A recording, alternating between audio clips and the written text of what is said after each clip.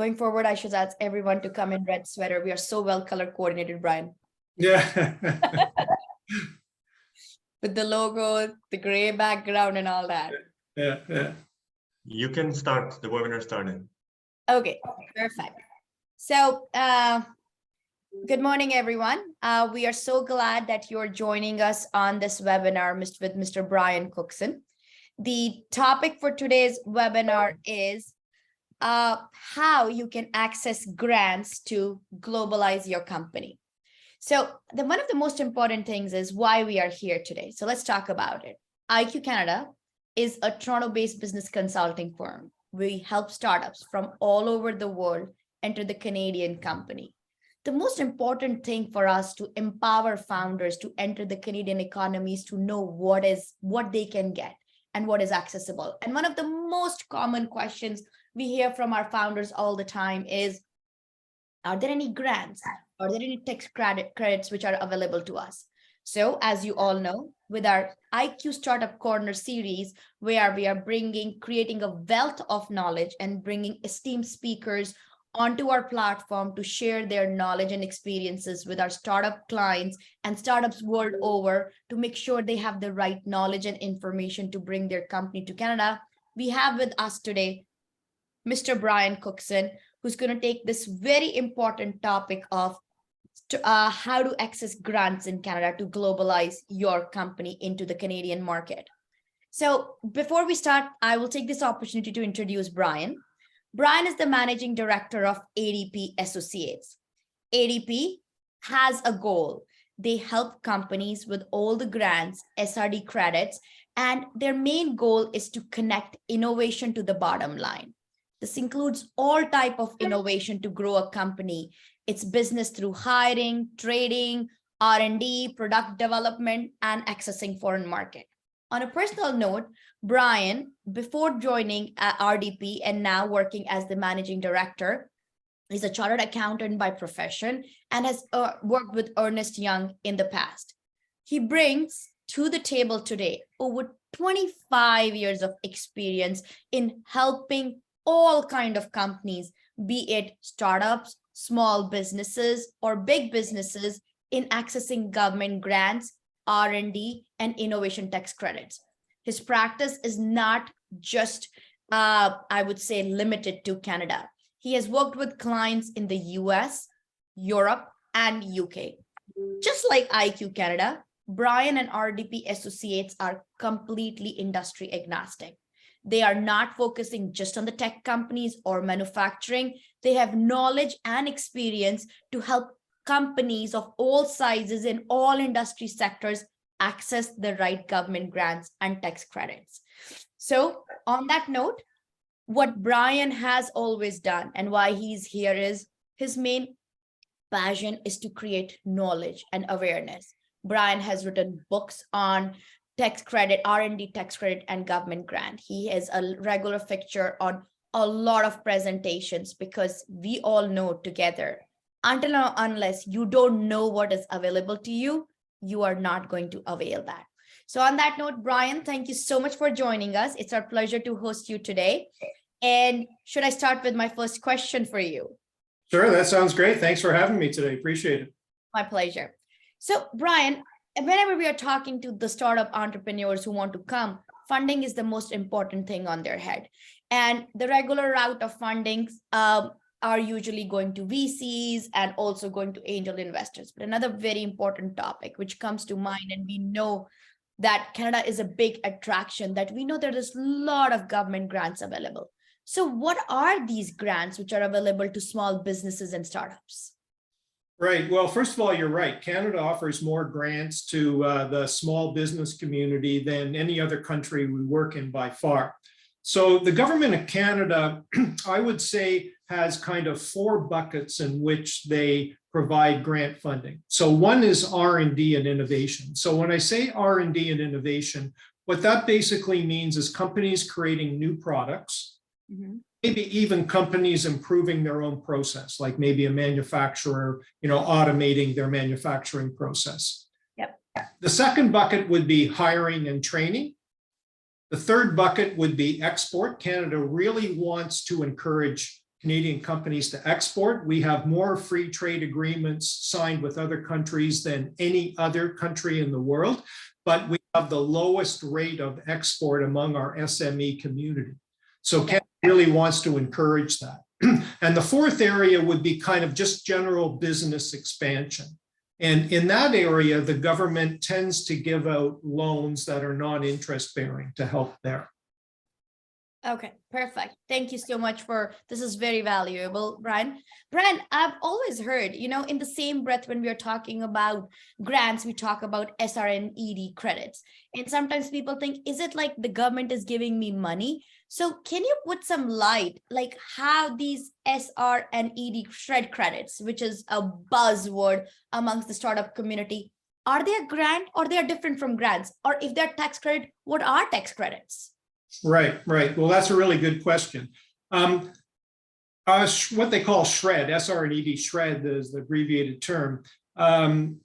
It's by far and away the largest R&D tax funding program that the government has. About 20,000 companies apply every year. And I would say most of our clients, more than 80%, apply every year. Probably aren't doing R&D every year, but most are. So that means developing new products or services. To me, tax credits, especially if they're refundable, which the SHRED credits are, they're refundable. So what that means is that even if a startup doesn't have revenue, isn't earning any profits, these tax credits convert into cash. So that when you file for your SHRED claim, a check comes back to you for the amount of the SHRED tax credits. So it works like a grant in that respect. It's better than a grant, though, because there's no budget on the SHRED program. Because it's part of the Income Tax Act, it's an entitlement. That means that if you meet the criteria for the SHRED R&D projects, and I can go through that, but you meet the criteria, you get the credits. There's no budget on the program. Whereas a grant, when you're applying for a grant, you're competing against every other company that meets that criteria. And they just don't have enough money in any grant program to give it out to everybody that applies. Definitely. Competition when it comes to grants. So there's no guarantee you're going to get the grant. In fact, a lot of programs, it's unlikely you will get the grant because it's well below 50% chance. So I think businesses need to understand that while there's a lot of grants out there, it's always a competition. So you need to make an educated decision to move ahead with the grant. But when it comes to SHRED tax credits, as long as you meet the criteria, you want to file the claim. Got it. So the difference is SHRED, you spend the money first and then you file a claim. And if you fit the criteria, government will give you your money back. Grant, on the other hand, you're not spending the money, you're trying to access a pool of money which you can get. And as a result, there is a massive competition. There is a lot of people applying for it, and the chances to get it is limited. I think so. This is a very important point which our audience need to learn, because that is why we need experts like RDP associates, people like Brian, who know which is the right grant for you, what you need to show to get it, because in the end, it's a competition. So on that segue, let's take it to our next question. As you said, Brian, there's a huge competition and there is less than 50% chance to get it. This is kind of money, am I right? And it's never easy to get money. But still, it is available. Government wants to give it. So what are the most common grants for small businesses or startups, which a businesses coming to Canada can look into just to, I would say, get that jump start? Am I right? Maybe they don't have revenues, they're pre-revenue, they're still trying. What are those grants which they can access it? Right. So apart from the SHRED tax credits, if you're pre-revenue, the SHRED tax credits are absolutely the best, because they don't care whether you make money or not. So that's absolutely the best. Now, the next program is called IRAP. This is a grant program. Now, IRAP's been around for a long time. It stands for Industrial Research Assistance Program. Been around for a long time. Now, IRAP typically likes to see companies that do have a history of profit. However, in the past, they have provided grants to companies that are more in the startup mode. The good thing about IRAP is that you usually get a quick yes or no as to whether they want to move ahead with you. So the way it happens with IRAP is that you need to meet with an IRAP rep. And it's almost like a pitch. So in other words, when the IRAP rep comes out, they want to know what R&D project you're going to carry out. So this is not R&D you've done in the past. This is projecting out. So you're talking probably at least 3 or 4 months out, and say, like, for example, if you're applying right now, you would be saying, you know what, we want to start a project in February, and we want to build this app or this software platform or this new product or whatever. The project is going to last about 6 months. We figure it's going to cost us about $150,000 in cost, that being labor and some materials and contractors. And you basically then pitch IRAP on the benefits of this program. When you're talking any government grant and you're applying for any application, I would say probably the biggest downfall for most companies why they don't get the grant is because they don't think enough about what's in it for that grant program. And what I mean by that is when Canada is giving out money to businesses, the government's thinking, what's in it for us? What's in it for Canada? Why should we give this company money? And what they look for are, number one, is jobs. So if we give this company money and they can develop this new product, are they going to be able to hire more people than they otherwise would? Are they going to be able to grow their company and export their product? So Canada's constantly thinking of tax dollars. If you hire somebody, that means more tax dollars coming in. You know, if you export, again, more corporate profits, more tax dollars. So I think that's really important for companies to focus on, you know. And then the other things to focus on is in terms of carrying out this R&D project, is there any positive impact on the climate? Right now, climate change is a big initiative for Canada right now. And there's a couple of programs that are coming out, hopefully they'll be out next year, that they're going to almost work like a venture capital. So there's going to be 2 specific programs. One is called the Canada Innovation Agency Fund. And there's going to be another program that's going not be administered by the government, but it's going to have funds provided by the government to be administered by VC types.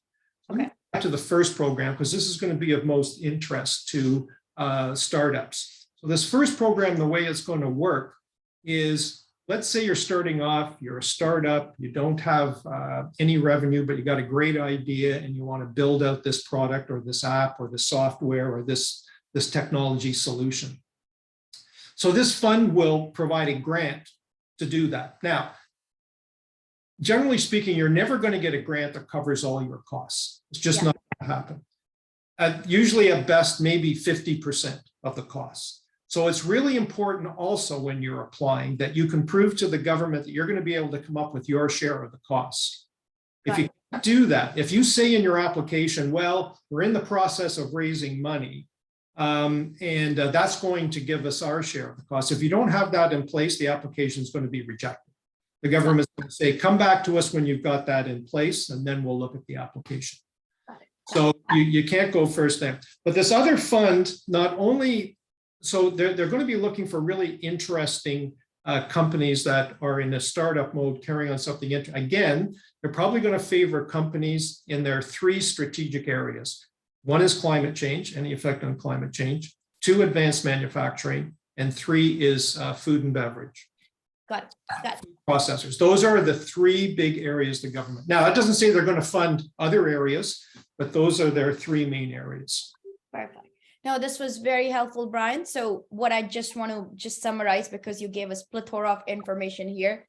I would say I'm sure what Brian is saying is absolutely crystal clear, but just keep in mind the 2 very important things he said, and that's actually a matter of common sense.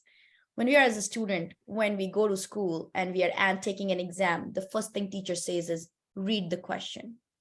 Don't start writing what you know, read the question.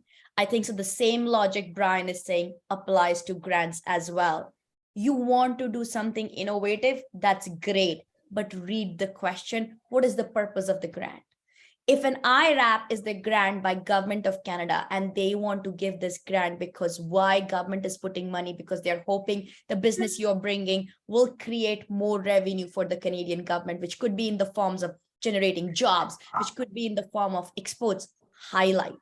Somebody will give you money because you will show them what is the value for their money. Canadian government would give you grant if you can show them the value you bring with that grant. And as Brian said, similarly, whichever grant or fund you apply for, understand what the purpose is.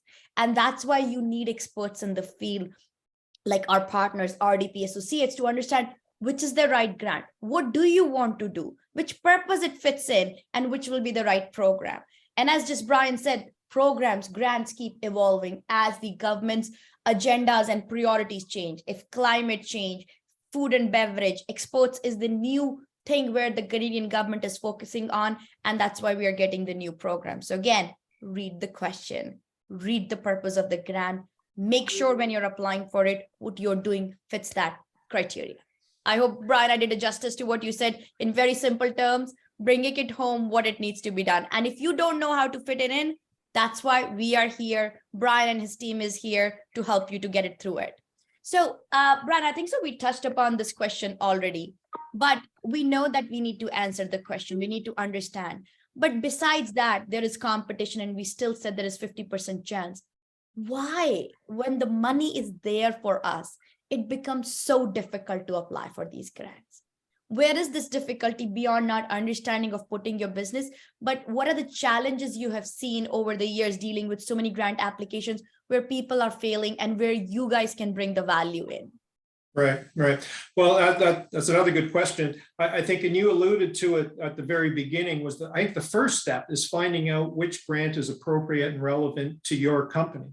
So, you know, there are platforms out there, like software platforms, both at the government level.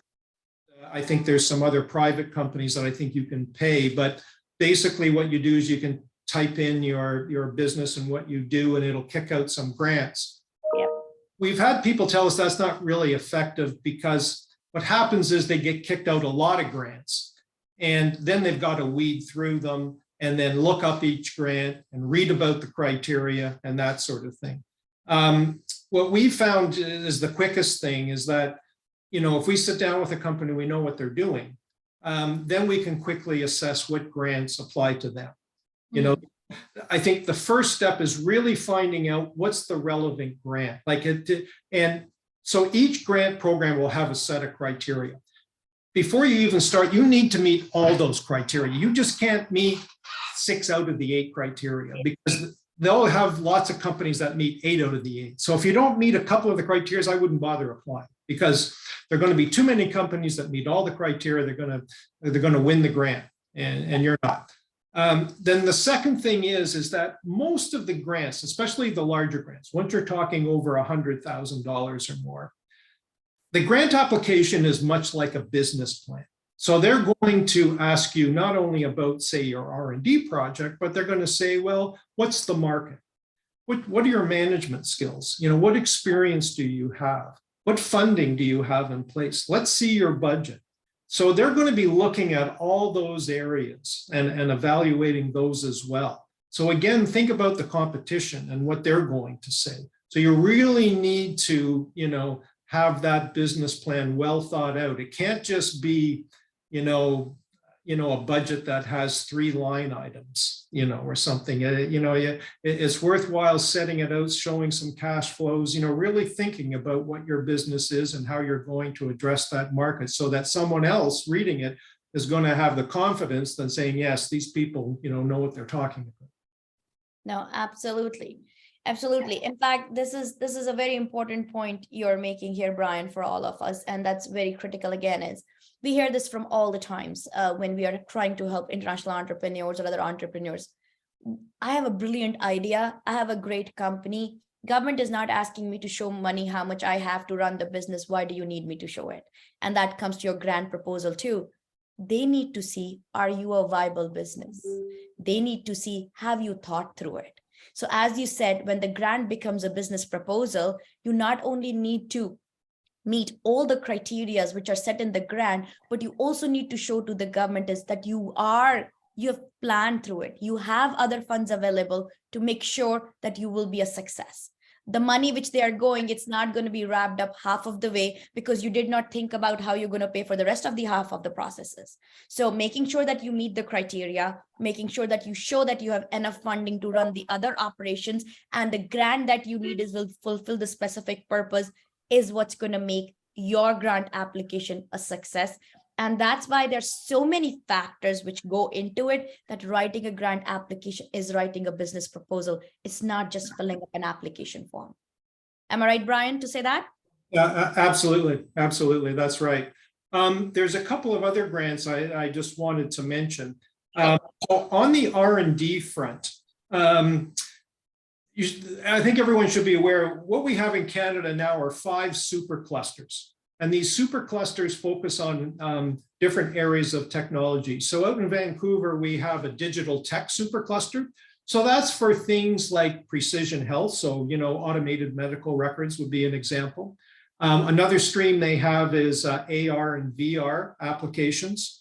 And then a third area is what they call data commons. So these would be platforms, software platforms that companies are developing to allow, let's say, consumers come on, look for mortgages from banks or something like that.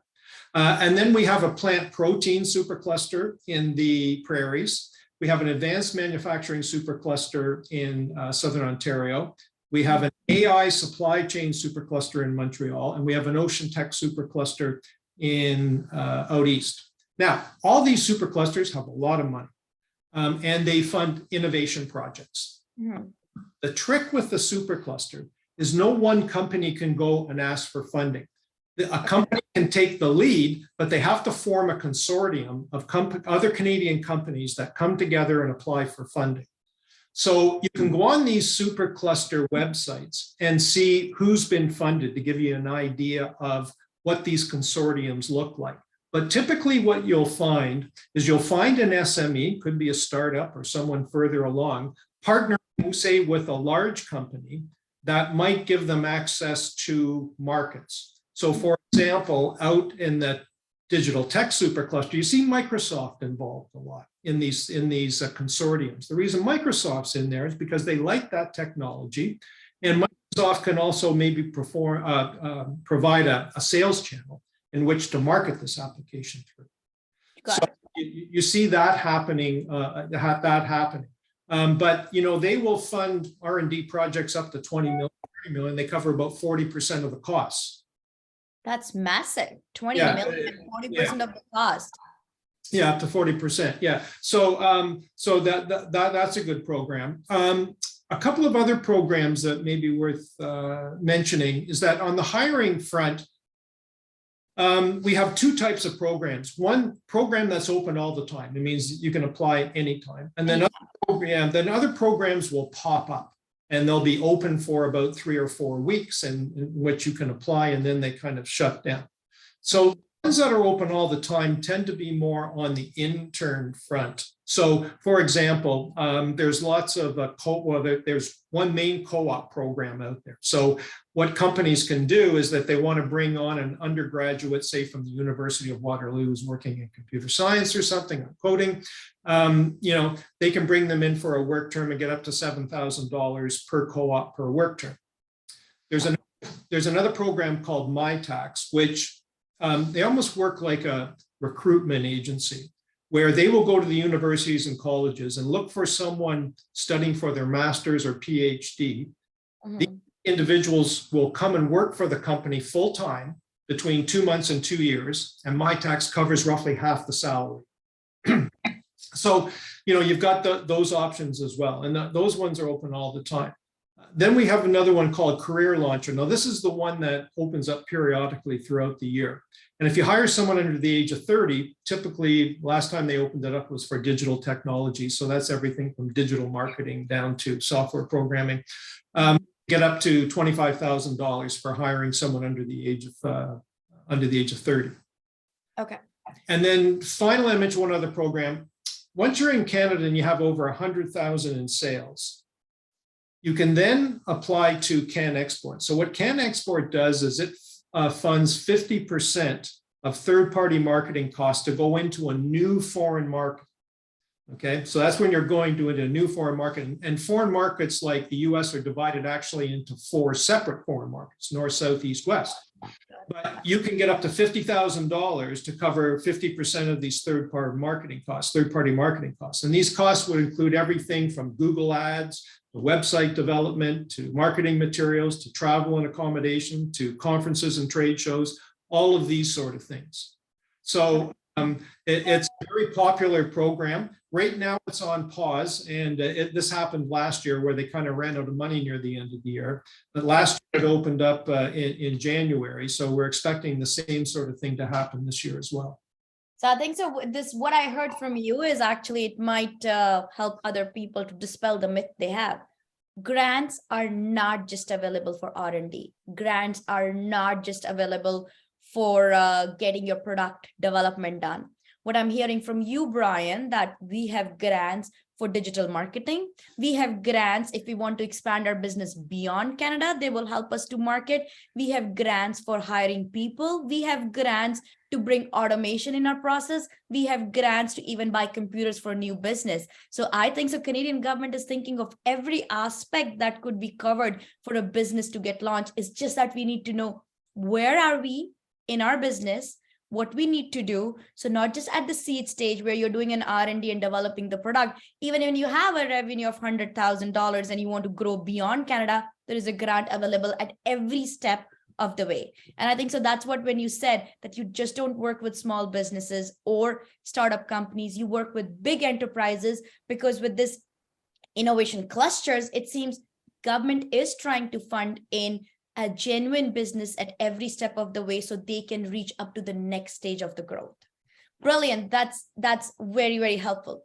Brian, I have it's a kind of a cheeky question. When we were growing up, everybody told us nothing comes for free. Am I right? Nothing. And if something sounds really good, you have to be very careful. Now, when we raise money from VCs and angel investors, we know they're going to take equity. Okay, if they're not taking equity now, they will take equity in the future. They're abashed about their concern that they're investing because they're looking for an ROI. Now, grants, is it a free government money or it is repayable? We have to pay them back.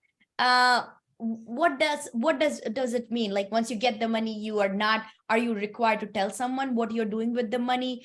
Are you accountable for that? If you don't do what they were expecting you to do you have to return the money? How does it play with the grants? Because I'm sure government is not Santa. Right.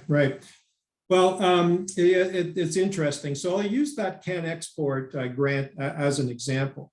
So it's a bit of a nuance, but the government defines a grant as something where they basically just give it to you and you don't have to be accountable for that. Under the Can Export program, some companies actually got a grant, but very, very few.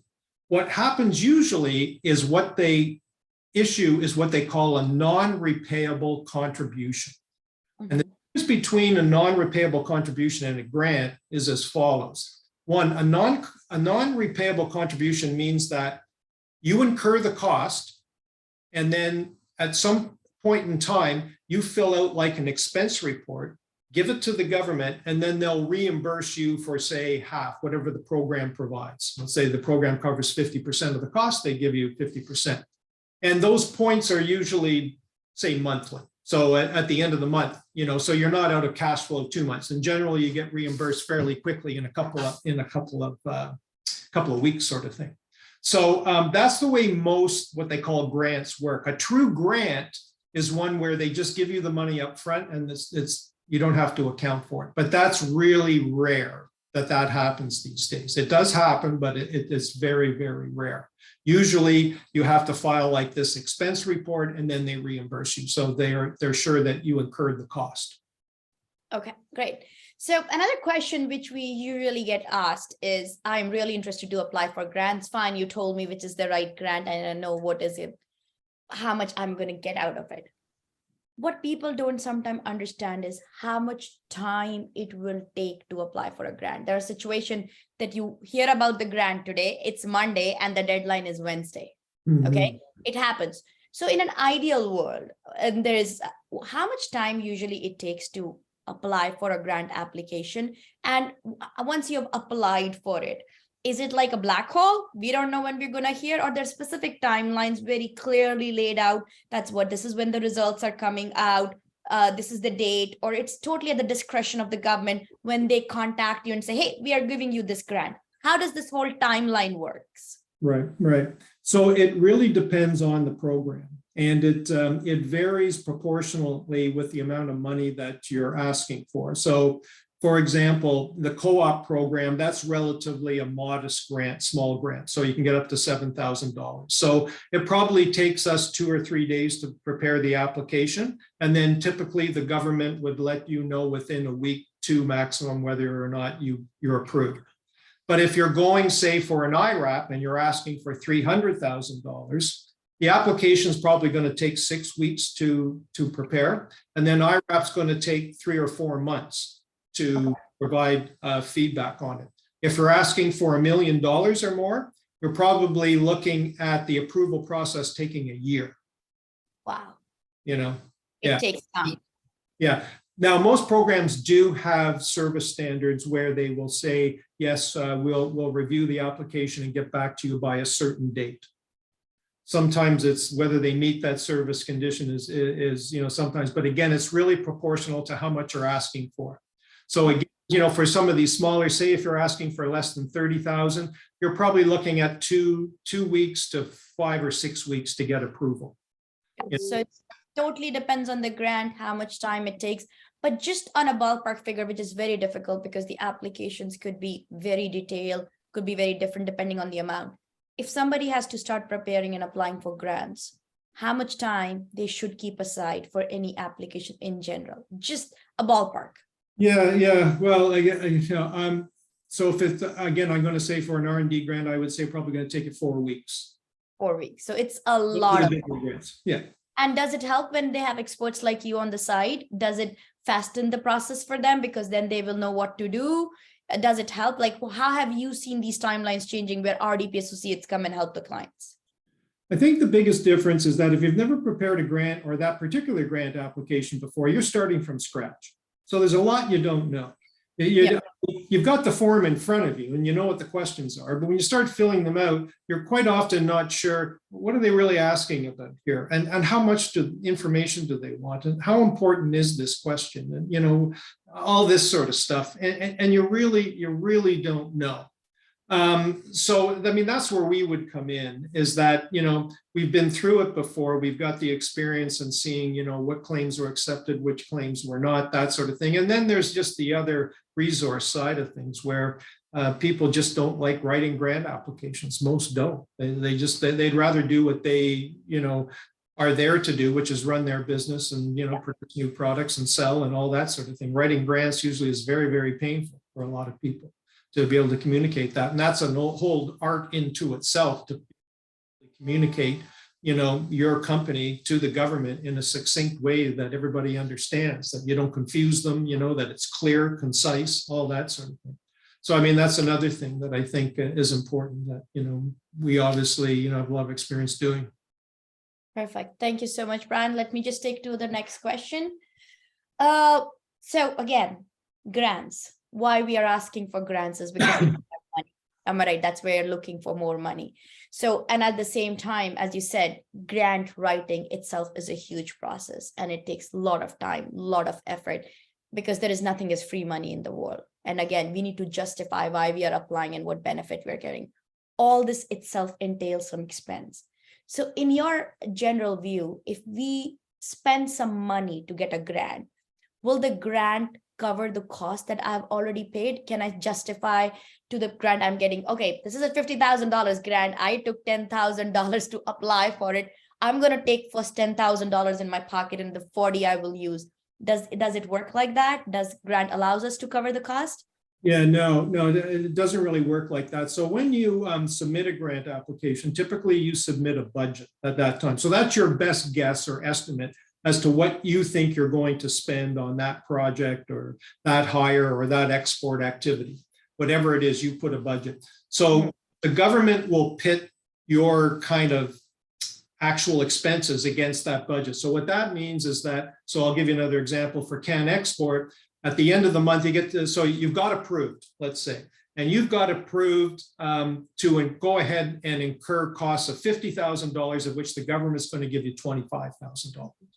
So at the end of the first month, you start submitting your actual costs that were in the budget. So in the budget, you said, we're going to run some Google ads and we're going to go to this conference.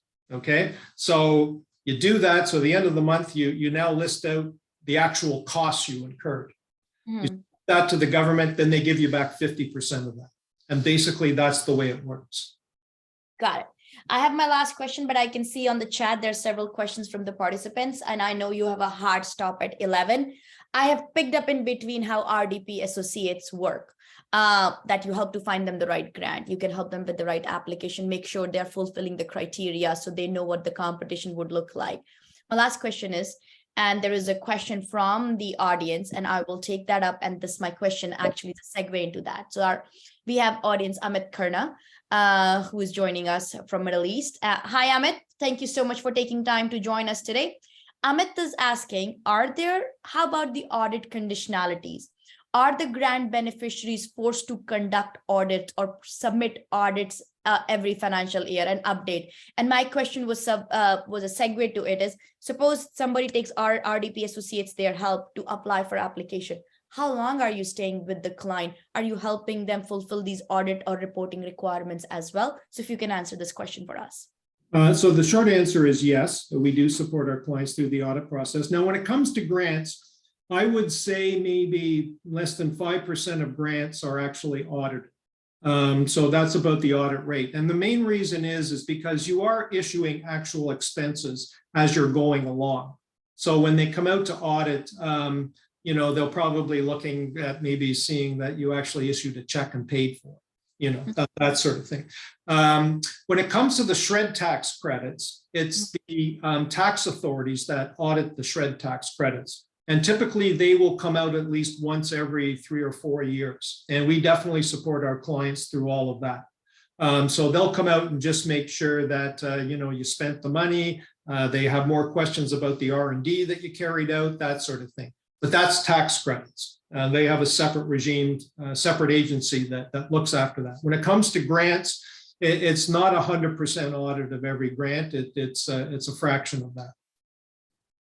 Okay, perfect. No, that was very useful. I have a few other questions here. Someone is asking, can you please send us the list of all the grants? If that was that easy, we wouldn't be having this call. The problem is there's so many grants and there is not one resource where you can find this information. That's why you need experts like Brian. As Brian said, there are a few third-party websites which do have some information. And I am going to talk about one of the founders of this third-party website who provides information on these grants. When I asked them, why are you doing this? They said, it's a dog's breakfast. The information is so scattered. It's all there that people who want to apply it, they just don't find the information. So definitely it's not possible to give us one link where there is information about all these grants, but that's why IQ and our partners like RDP Associates are there, that if you need any help with the grants, reach out to us. We'll make the right connections for you to go and apply for these grants, which are going to be useful for you in the future. I have another question from the audience, and Amit, thank you so much for sending this question. He's saying there may be a case where a startup that has got a grant may want to grow through organic or inorganic acquisitions. Are there any strings attached to the grant on investing in such growth? Actually, that's a very good question. Generally, no, with the exception of one grant, which is IRAP. So if you start in Canada and you get an IRAP grant, generally what they want you to do is keep that technology in Canada for at least 5 years.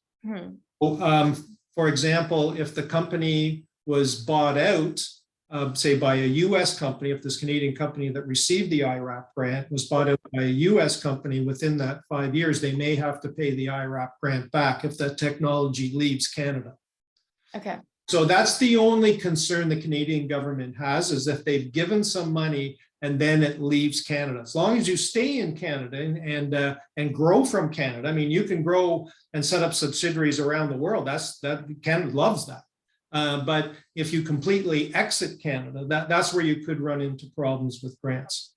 Okay, I have another question from Mr. Muzaffar. He's asking, apart from the grants, are there any subsidies and loans available for startup companies? Yeah. Is that something you would like to answer, Brian? Is that in your area of expertise? Sure.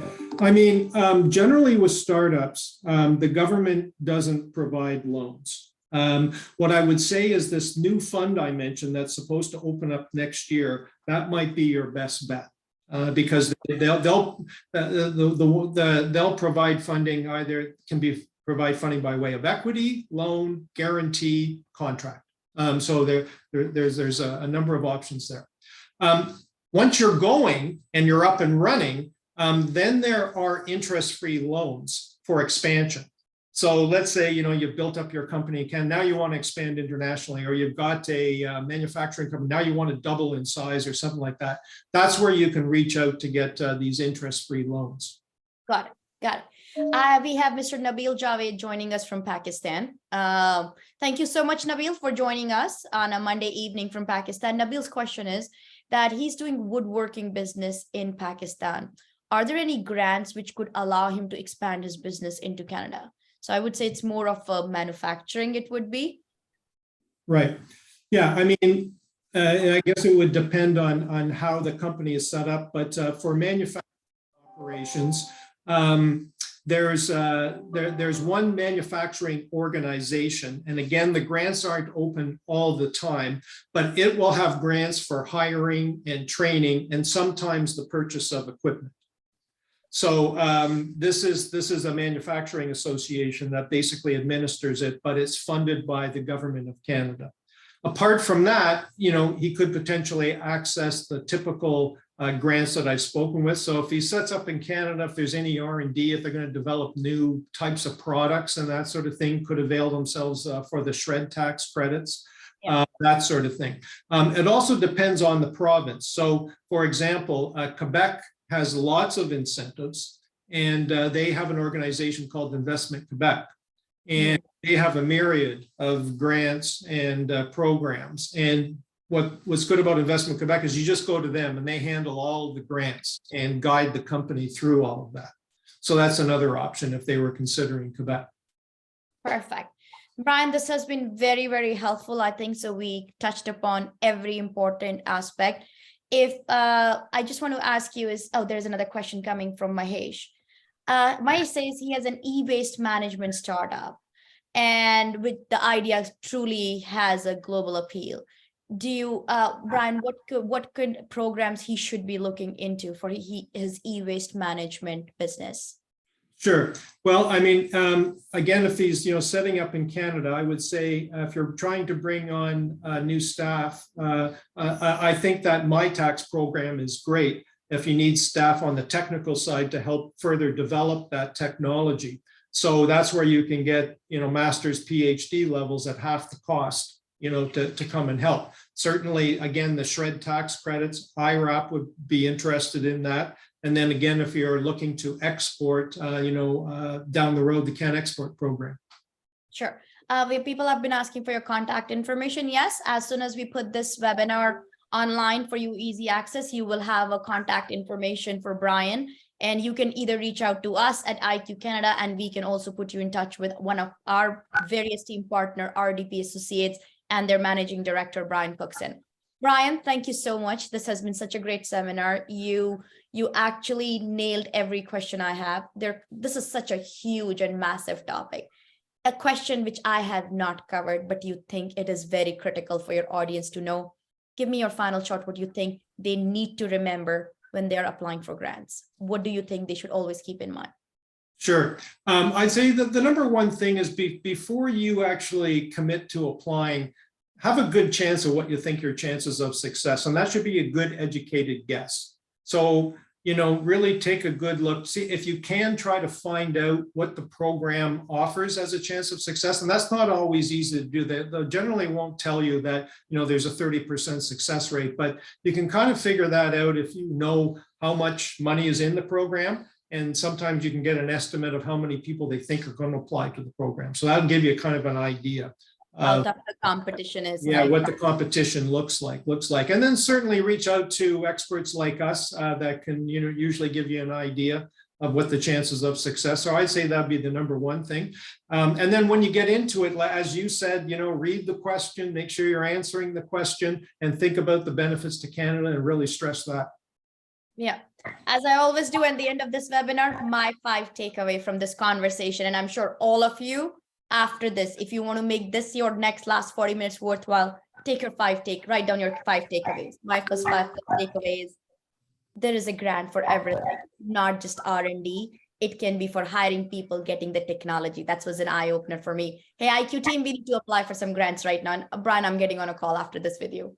Second, know your audience. It does matter, what you want to do.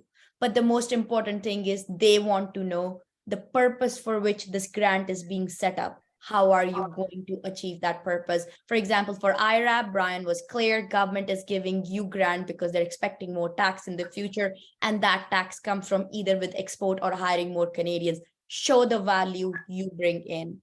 Third, make sure it's a tough competition, very, very tough competition. So every criteria needs to be fulfilled. If you think you're fulfilling 3 and 3 are not, it's not going to work.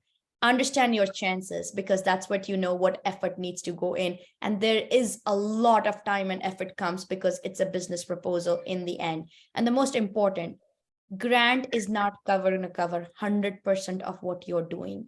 Government want to see that you have a viable business. You have other sources of finance. You know what you're doing, and you exactly know for what purpose you need this grant and how you're going to cover the other costs. Fourth, bring the benefit. Canada government is opening everything possible to make your business success. Come with that idea, how you're going to be successful in Canada and what the value you're bringing to Canada, and your grant application would be successful. On that note, Brian Cookson, thank you so much for your valuable time. This was such an amazing chat. I got to learn so much, and we are looking forward to host you for other sessions in the future. Thank you so much. That's great. Thanks very much for having me, and thanks everyone for joining. Thanks. Thank you. Okay. Bye. Bye everyone.